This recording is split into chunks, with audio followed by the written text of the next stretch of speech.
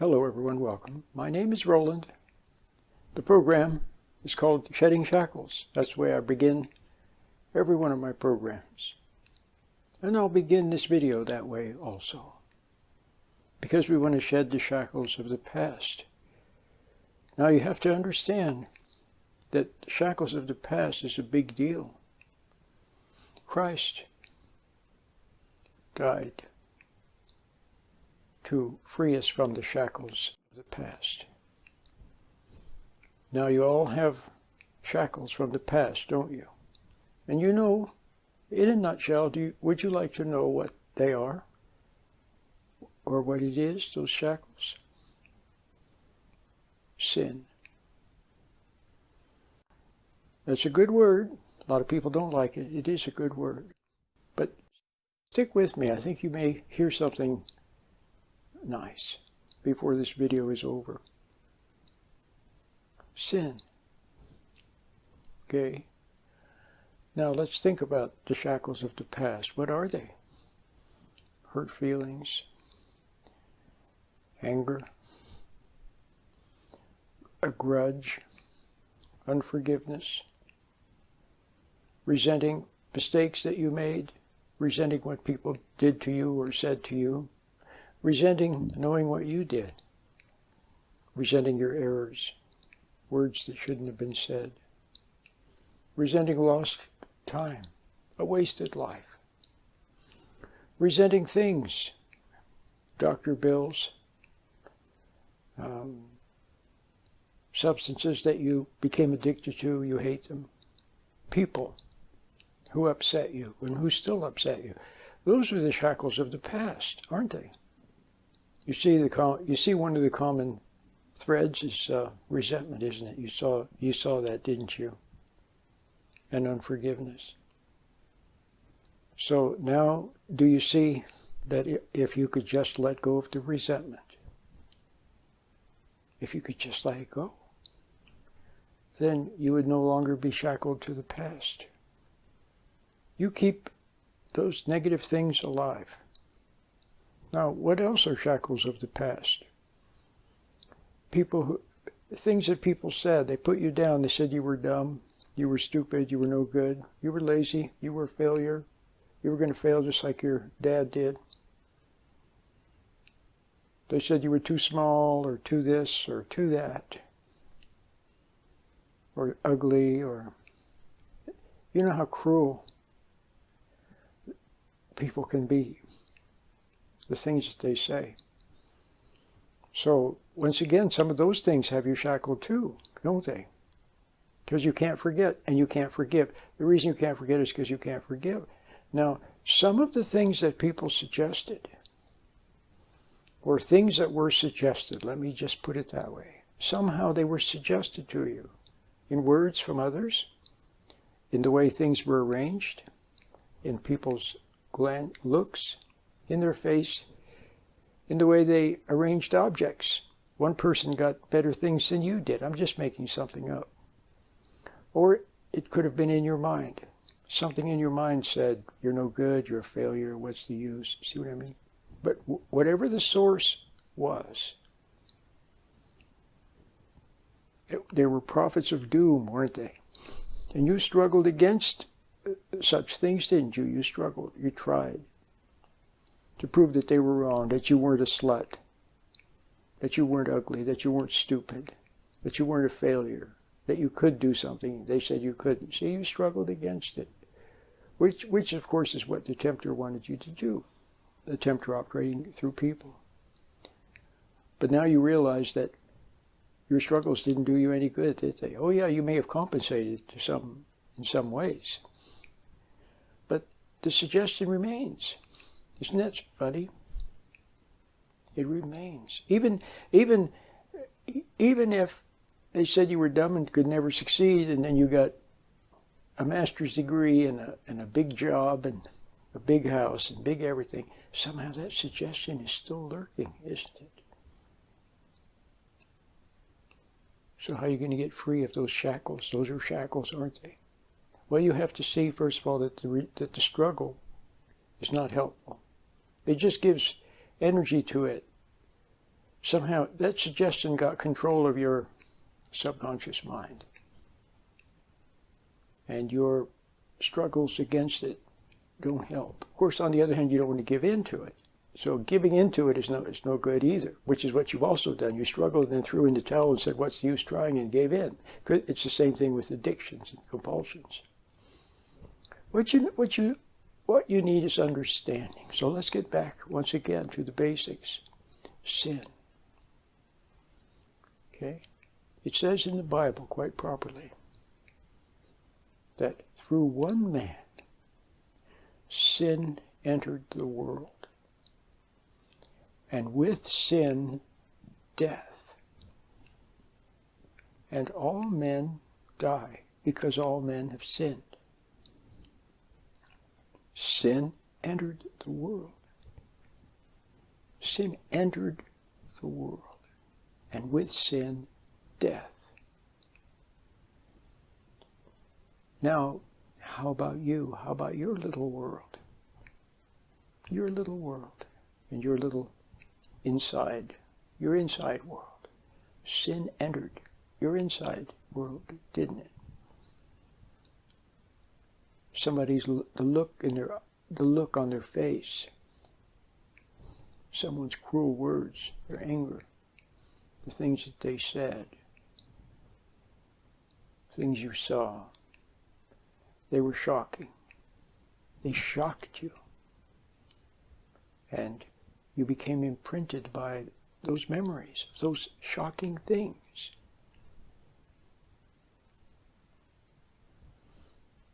And so what happened was, the sin entered your world through those shocks, and then also through your reaction to those shocks. The shocks are not good, and you couldn't help them. There's no way you couldn't help the family you were born into or what they did to you. They too had already been penetrated. It's another word. Sin entered. Through one man's sin, that was Adam. Through one man's mistake or error, or one man's sin entered the world. It entered the world. Do you get it? And then it entered everybody. It entered your grandpa and your grandma and your aunt and your uncle and your mom and your dad and your brother and your sister and the kids at school and the teachers and the coaches and everyone. And it entered them. Long time ago when they were little, they saw things and things were done to them and said to them that they reacted to. And in that reaction, some of it got in. See, those traumas, those shocks. And yes, sin wants to be shocking. It wants to be shocking. Because it wants to penetrate. That's why it's cruel. Sometimes the cruelty is out of nowhere. What did she say that for? What did he do that for? See, it wants to shock you. So, sin enters through those traumas. But see, your mistake was, you added then to it. You added to it by resenting, by being angry, by struggling, by resenting. See? But understand this, all of your emotions separate you from your inner ground of good. See, our responses should be reserved for our Creator. You were designed to be originally, the human being was supposed to be a child of God. And our love, our emotions, our responses, everything should be for Him. The ideas in our mind, what motivates us, it should all be for Him and from Him. And when we see things in the world, when we see beautiful flowers and butterflies and deer and the sky and the stars and mathematics and everything, when you see it, it reminds you of Him. See? His genius, His handiwork, His greatness, His everything. Okay? So that's where we were meant to be. So anything that alters that relationship or cuts it off is a big trauma. And then when you're cut off from Him, then you can only grow as a child of that corruption. You see? A child of that shocked you, of that world. And sin is everywhere in people. It operates through them. It talks to them in their mind. It gets control of their emotions, of what they want to do, what they don't want to do. It eggs them on and comforts them, see? But what was at first shocking then becomes a comfort. You know how you can look at people and judge them and feel superior to them. So what was first a shock to you when you were a little tiny child, you looked at adults and you expected them to be noble, like Moses or David or George Washington or Paul or Ruth. See, noble, gracious. When you saw their meanness, their pettiness, their foolishness, when you saw it, it was a shock. But then, it later became a comfort. When you saw people's meanness, you could judge them for it, feel superior to them, and hate them.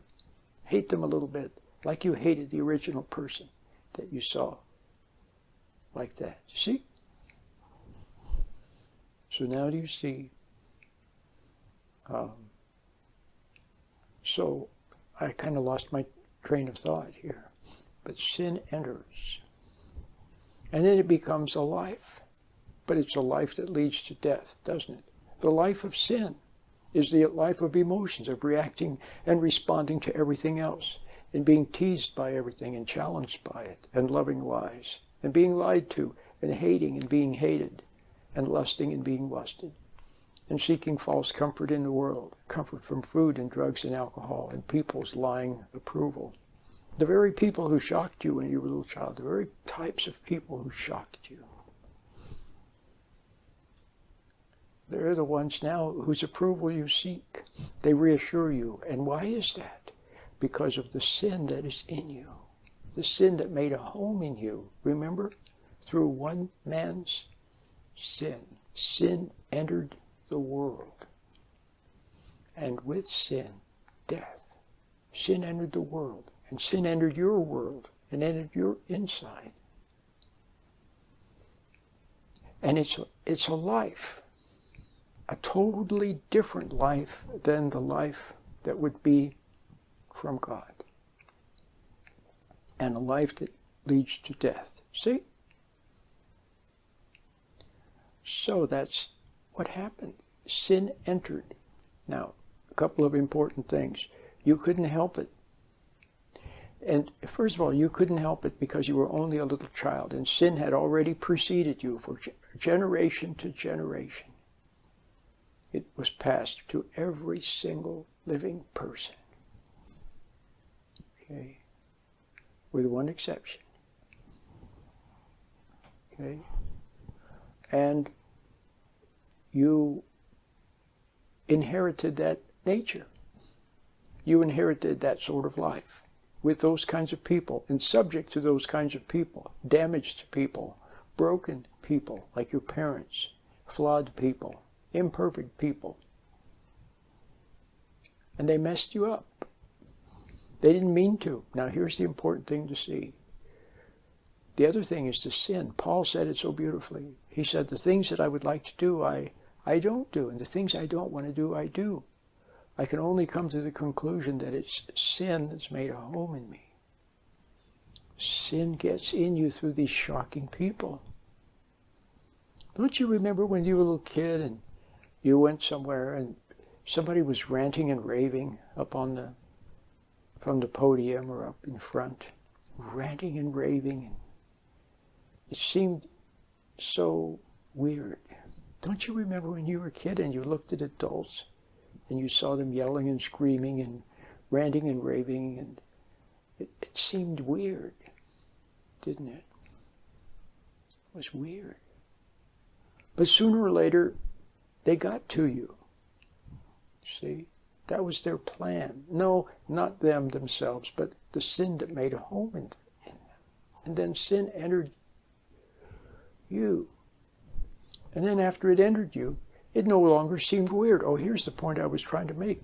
Because some of that sin is in you, and then it is comforted by, see, it craves to judge others, and so it is comforted when it sees others fail. See, it's comforted by it. And it needs to tease. It needs wrong. It needs exciting, naughty teases of all sorts and challenges. Because thereby, it grows. See? So now you must see that it's not you that has been the sinner. You think you have. Yes, you do. You think you have. Well, you say, well, I did this and that, and I had this many boyfriends, or this many girlfriends, or I cheated and lied, and I stole, and I took drugs, and I was mean, and I yelled and screamed at my kids, and I did all these things, okay? Divorced my wife or my husband, or cheated, and all of that stuff. Yeah, okay. But where did all that come from? Where did those ideas come from? Where? Something got into you. See? Something got into you. So now you see that forgiveness is waiting for you. You just have to grasp it. Never mind sin. It doesn't want you to grasp it. It wants you to think that you are it, and it is you. It wants you to think that you are so guilty that God will never forgive you. It wants you to take the blame for every little thing that you've ever done. Get it? Now you must see that there's it and there's you. And the real you, all the real you has to do is to hear the truth and believe it. And not believe the lies anymore that are emanating from it. It wants to keep you shackled. It wants to keep you down. It wants you to become emotional and angry and resentful and judgmental, and it wants you to doubt. Okay? Now you see that you must separate from it. Okay? You must separate from it. The sin that made a home in you when you were a little child. You couldn't help it. Now you must see that you've had some wrong ideas. See, that's the other thing. The world has wrong ideas. I can't go into all the details. There's too much to see. But you will see it if you can separate and then see clearly. Okay? It's like taking the mental step back. Taking the mental step back. That's what you need to do. And the meditation helps. I keep coming back to the meditation. Not any meditation, just a simple meditation to become still, stand back from your thoughts. And your thoughts and emotions are all part of that sin loop, squirrel cage. See? Just separate. Observe thought as thought. You're no longer the thought. You're not immersed in the thought. Now you're observing thought. See, I've said it so many times in all my videos that I've made, and lectures and radio programs and everything. So it's all there. I've got hundreds of videos, and I've got books, and I've got everything. It's all there. You don't need all that. Just get the meditation. Get the free one. Or listen to part 1 of the 4-part meditation. Just listen to part 1. It's free. It's on the website, sheddingshackles.com. And practice it. Okay?